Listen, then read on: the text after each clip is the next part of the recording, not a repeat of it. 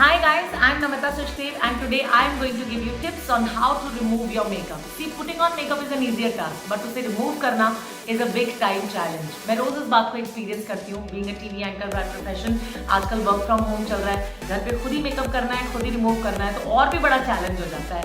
Well, कुछ rules हैं जिनको अगर आप फॉलो करते हैं तो मेकअप रिमूविंग एक टास्क नहीं, बड़ा मजा आने लगता है उसमें आपको. वेल, रूल है क्लेंजिंग, टोनिंग, मॉइस्चराइजिंग, यानी क्लीन द स्किन थरली, फिर उसे टोन कीजिए उसके पोर्स को बंद करने के लिए, और फिर उस पर एक मॉइस्चराइजर लगाइए जिससे कि स्किन पे एक स्मूथनेस आ जाएगी और स्किन हाइड्रेटेड रहेगी. वेल, क्लेंजिंग फर्स्ट स्टेप, मतलब आपको अपनी स्किन को थरली क्लीन करना है. तो जो भी क्लेंजिंग मिल्क आप यूज करते हैं मेकअप क्लीन करने के लिए, उसको आप लीजिए. वैसे आई वुड प्रेफर सीटाफिल का क्लेंजर, जो कि केमिस्ट शॉप से आपको मिल जाता है, डर्मेटोलॉजिस्ट टेस्टेड है, कोई इल इफेक्ट नहीं है. सेकेंडली, घर में नारियल तेल होता है, वो आप यूज कर सकते हैं. सी, ये नारियल तेल सबके घर में अवेलेबल होता है. आपको करना कैसे, क्योंकि ये इसलिए है, एक तो अफोर्डेबल है, दूसरा बहुत सिंपल होता है इससे मेकअप को रिमूव करना. आपने ऑयल लिया और इस तरह से स्किन के ऊपर आपने ऐसे रब किया.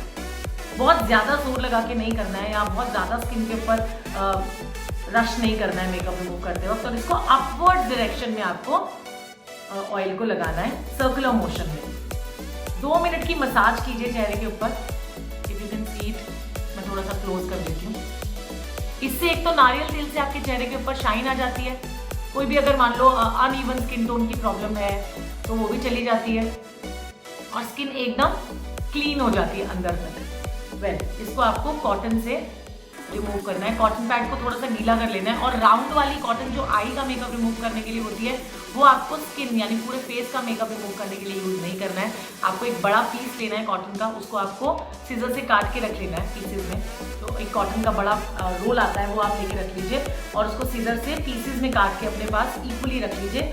उससे क्या होगा कि आपके पास रेडली अवेलेबल होगी कॉटन, है ना, और उसके बाद में आप मेकअप रिमूव कर सकते हैं. देन कम्स, रिमूव करने के बाद टोनिंग. क्लीन कर लिया स्किन को, टोनर को आपने इस तरह से स्प्रे कर लिया. एक छोटी बॉटल में टोनर आप रख लीजिए, उसको आप स्प्रे कर लीजिए इस तरह से, और कुछ देर के लिए ऐसे ही छोड़ दीजिए. या फिर अगर आपको लग रहा है कि बहुत ज़्यादा वेट लग रहा है तो थोड़ा थोड़ा सा कॉटन से आप उसको डैप कर सकते हैं. देखिए इस तरह से डैप करने के बाद आप उसे छोड़ दीजिए ड्राई होने के लिए. तकरीबन 1 मिनट तक छोड़ेंगे तो आपको लगेगा कि वो सूख गया है, और स्किन आपको टाइटन अप लगेगी. टोन करने से स्किन के पोर्स बंद हो जाते हैं. स्किन अच्छे से क्लीन हो गई है, मेकअप निकल गया नारियल तेल से, उसके बाद जब आपने टोन किया तो पोर्स बंद हो गए. अब आपको मॉइस्चराइजर लगाना है. कोई भी मॉइस्चराइजर अगर आपके घर में है तो इसके ऊपर आप वो मॉइस्चराइजर लगा लीजिए. जैसे मेरे पास जो मॉइस्चराइजर है मैं वो इस पर लगा लेती हूँ. अभी इजीली आपको मॉइस्चराइजर अपनी पूरा अच्छे से स्किन के अंदर पेनिट्रेट करके लगाना है. मॉइस्चराइज जब आप स्किन को कर लेते हैं तो एक तो स्किन स्मूथ हो जाती है, और स्किन पे किसी तरह की प्रॉब्लम नहीं होती, यानी पोर्स बंद करने के बाद आपने स्किन को हाइड्रेट होने का मौका दे दिया. थोड़ा सा कॉटन से क्लीन भी कर सकते हैं.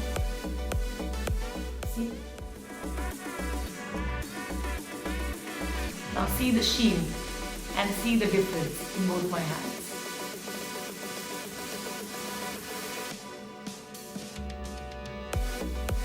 So this is the rule of CTMBC, cleansing, toning, moisturizing. Makeup remove करते वक्त इसका जरूर ख्याल रखिए और मेकअप रिमूव कीजिए.